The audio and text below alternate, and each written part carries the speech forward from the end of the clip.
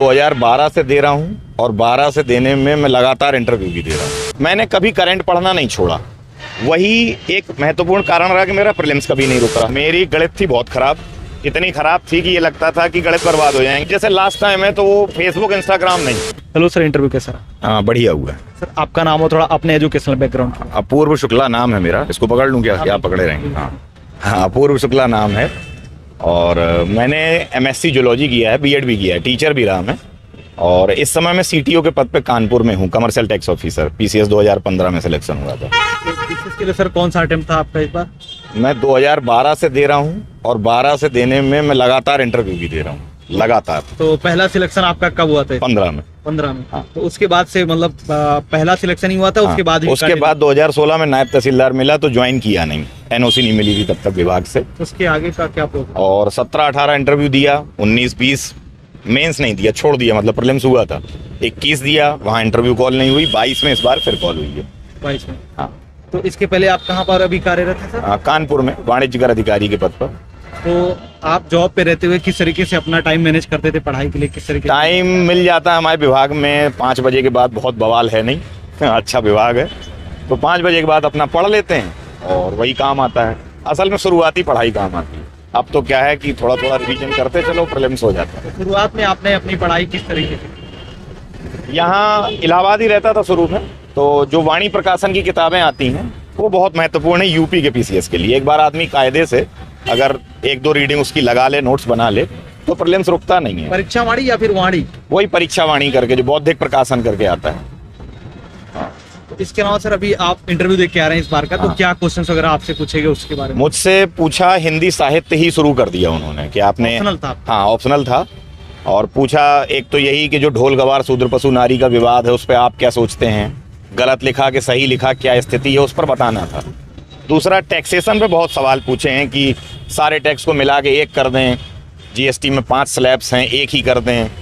और इस पे किसी ने कुछ लिखा है, इतिहास में कोई आता है क्या पदाधिकारी, जैसे मौर्य काल में टैक्सेशन के पदाधिकारी पूछे तो मुझे याद नहीं थे।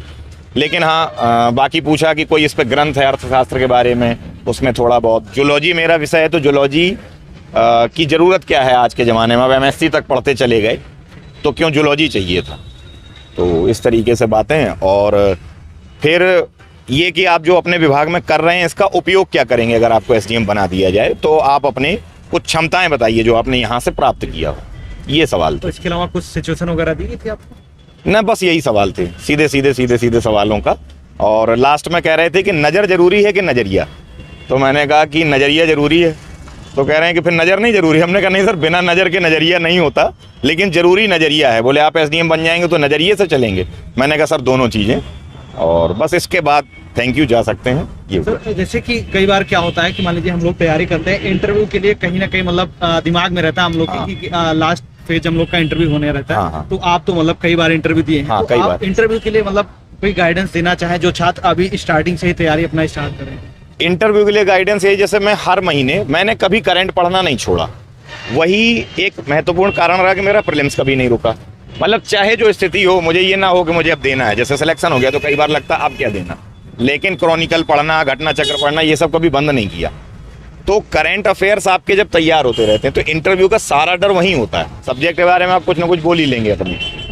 करंट अफेयर्स को अगर रहेंगे तो आप कुछ बोल नहीं पाएंगे। और हाल के मुद्दे, अखबार पढ़ना, ये सब। कई बार क्या होता है कि हम लोग डरे होते हैं कि इंटरव्यू में कुछ एक्स्ट्रा चीजें जो अलग से चीजें पूछ ली जाती हैं, सब्जेक्ट से हट की चीजें पूछ ली जाती हैं, तो उन मतलब क्वेश्चन पे हमें किस तरीके से? वही जो उन्होंने सवाल पूछा वही बात जरूरी है कि नजरिया आप अपना हर जगह रखिए।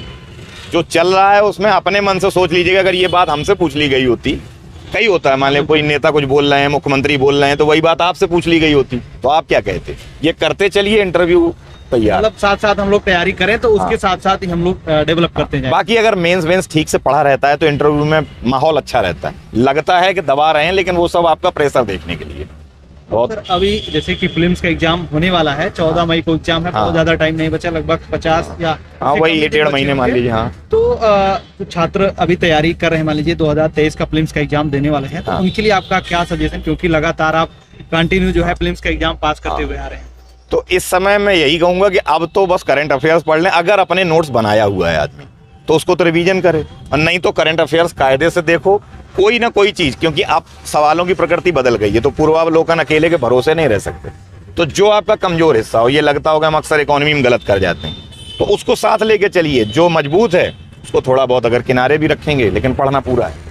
इसके अलावा करंट अफेयर का भी रहता है कि मान लीजिए हमने मंथली मैगजीन नहीं पढ़ी, न्यूज़पेपर हाँ, नहीं पढ़ा, हाँ, तो लास्ट टाइम में हम कैसे सारा कवर? अगर आप लास्ट में ये सोच रहे हैं कि सिर्फ एक कोई आ जाएगी रामबाण, वो अब आती नहीं वो नहीं आती है, और इसीलिए लोग चूकते हैं, साथ के लोग भी चूक जाते हैं, अरे यार ये कहाँ से पूछ लिया, क्योंकि वो कितना उसमें कवर कर देंगे साल भर वाली में, या छोटा छोटा कर देंगे, वो अंदर की बातें पूछते हैं। तो अगर अभी भी है तो उठा के पिछले 7 महीनों की क्रॉनिकल, प्रतियोगिता दर्पण, घटना चक्र, जो भी आपको बेहतर लगता है, और उसके अपने से नोट्स बना लें, इस समय भी पढ़ सकते हैं, अभी टाइम है इतना। और मीडियम क्या रहा सर आपकी तैयारी? हिंदी ही रहा, हमेशा हिंदी, टोटल हिंदी। तो जो सीसेट का पार्ट होता है उसके लिए आपका कुछ सजेशन, सुझाव रहे? मेरी गणित थी बहुत खराब, इतनी खराब थी कि ये लगता था कि गणित बर्बाद हो जाएंगे, लेकिन मेरा प्रीलिम्स होना ही तब से शुरू हुआ जब से गणित आई, क्योंकि डर गया था। तो उसमें मैंने कोचिंग भी की जाके दिल्ली में, एक भारतीय कॉन्सेप्ट करके क्लास है, वहाँ पढ़ा, फिर सवाल लगाए। तो शुरू में तो नंबर जुड़ते थे इसके।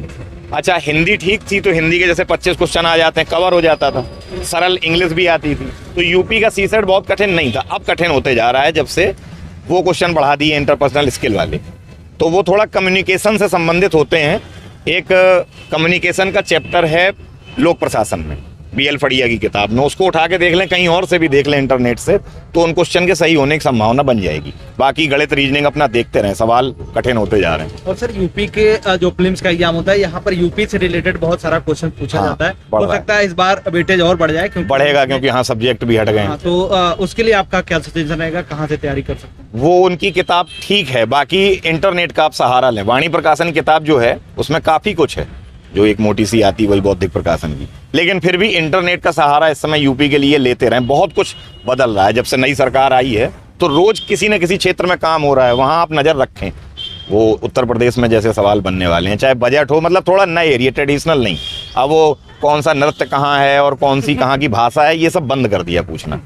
सर जैसे कि हम आपकी बात करें तो आप तो बहुत पहले से तैयारी करते हुए हैं, शायद तो उस टाइम पे लगभग 10 साल हो गया। इतना इंटरनेट का मतलब नहीं था, जाल नहीं था कि जहाँ जीरो था, 500 रुपए में 1 GB डेटा आता था। हाँ, तो उस टाइम तो नहीं था, लेकिन आज के समय में इंटरनेट का उपयोग बहुत ज्यादा हो रहा है और बहुत सारी चीजें हम लोग को इंटरनेट से मिल जा रही है। फायदे का भी है। तो आपके हिसाब से क्या लगता है कि कहाँ पर सोर्स, मतलब अगर हम चाहें अपनी तैयारी के लिए कहाँ से सोर्स दिखाता है? जो सरकारी साइट्स हैं, PIB साइट है जैसे मान लीजिए, या भारत सरकार की जो सूचना समाचार एजेंसी है, और राज्यसभा, लोकसभा TV चैनल, लोकसभा तो बंद हो गया, राज्यसभा आता है, तो इन चीज़ों पर नज़र बनाए रखें। मतलब अब जैसे लास्ट टाइम है तो वो फेसबुक, इंस्टाग्राम नहीं, उसको डिलीट करके और महीने भर ये सब्सक्रिप्शन बढ़ाए रहें, कुछ ना कुछ क्वेश्चन वहाँ मिलते जाएं। और यूट्यूब पर बहुत सारी क्लासेज वगैरह चलती है करंट अफेयर के लिए, ये सब चीजें कितना है? मैंने कभी उस पर भरोसा किया नहीं, तो मैं कोई खास उस पर कह नहीं सकता, मतलब वो अब आज के लोग जाने। और मेंस के लिए आपका क्या सजेशन रहेगा, क्योंकि 4 महीने प्रीलिम्स के बाद टाइम मिलेगा, तो तुरंत 4 महीनों में क्या? अगर आप ठीक ठाक स्कोर कर ले जाते हैं, भाई सीटें कम है, मेरिट थोड़ी ज्यादा रहनी है, ये मान लीजिए कि 92, 93 तक पहुंचेगी इस बार। सीटों की संख्या तो बढ़ गई है शायद कल, कितना भी बढ़ेगी, 90 के ऊपर वाले ही सेफ रहेंगे। तो जब अगर 90 के ऊपर आप हैं तो आप अपना आंसर राइटिंग शुरू कर दीजिए। आंसर राइटिंग के लिए आपका कोई सुझाव रहेगा? कहीं भी, कोई भी, दिल्ली, इलाहाबाद, सब जगह अब तो सारी कोचिंग है, जहां भी चाहें आंसर राइटिंग में कुछ नहीं, दोस्तों से चाहे चेक करा लें, किसी कोचिंग में ना जाएं, लेकिन आंसर लिखें जरूर अंतिम। और इसके अलावा और भी मतलब मेंस के पर्सपेक्टिव से कुछ और चीजें अगर आप बताना चाहेंगे? आंसर राइटिंग के अलावा जो है, जैसे उत्तर प्रदेश में ये ठीक माना जाता है कि आप आंकड़े डाल रहे हैं, कुछ नई योजनाएं डाल रहे हैं, तो वो करंट अफेयर्स वहाँ काम आता बहुत है। इसीलिए मैंने कहा करंट अफेयर्स पढ़ना कभी बंद नहीं करना चाहिए। इस भरोसे ना रहें कि आखिरी में कर लेंगे 5-7 दिन में, वो मजा नहीं देगा। और कई बार सर क्या होता है कि हम लोग तैयारी करते हैं, मान लीजिए हम लोग से चीजें नहीं हो पा रही हैं, कई बार प्रीलिम्स में फेल हो जाते हैं, कई बार मेंस में हो जाते हैं, या फिर कई बार लास्ट इंटरव्यू होने के बाद भी मतलब फेलियर का सामना करना पड़ता है। तो उस टाइम पे अपने आप को किस तरीके से मोटिवेट हम लोग को अपने आप को करना चाहिए? उन लोगों से मिलते रहिए जो पास हो रहे हैं, थोड़ा सा उनका नेचर ठीक हो, ऐसा ना हो कि और आपको डिमोटिवेट कर दें, लेकिन पास हो रहे हैं तो कहीं ना कहीं वो सूत्र आप पकड़ लेंगे कि हाँ यार ये चीज़ मेरी चूक रही थी। भाई जो सफल हो रहा है वो किसी एक खास बात को जानता है, आप नहीं जानते हैं। इसमें होशियार और गधे का कोई फर्क नहीं, सब होशियार, लेकिन कहीं कोई चीज़ चूक रही है, नजर ही नहीं है कि यार ये कर लेते तो हो जाता। तो मिलते रहिए। और जो हमारे साथ जुड़े हुए हैं, तैयारी अभी कर रहे हैं, मान लीजिए 2023 या 24 का एग्जाम देने वाले हैं, तो उनके लिए आपका कोई सजेशन, कोई सुझाव?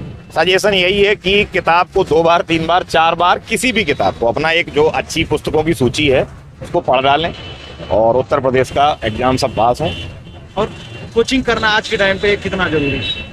कोचिंग करने से मदद तो मिलती है, ऐसा नहीं है कि नहीं मिलती। हम लोगों ने भी की है, तो ये डायलॉग मारने का मतलब नहीं है कि कोचिंग कुछ नहीं होता, मदद मिलती है। मतलब स्टार्टिंग में गाइडेंस लेना, हाँ मिलती है। कई बार आप भटके रहेंगे, वहाँ मदद मिल गई, लेकिन गाइडेंस किसी सीनियर का बहुत जरूरी, कोचिंग से भी ज़्यादा, क्योंकि वो आप पे इतना कितना ध्यान दे सकते हैं। Thank you so much sir बात करने के लिए। आशा करता हूँ कि आप जिस पोस्ट के लिए आए आपका उस पर सिलेक्शन। बिल्कुल थैंक यू।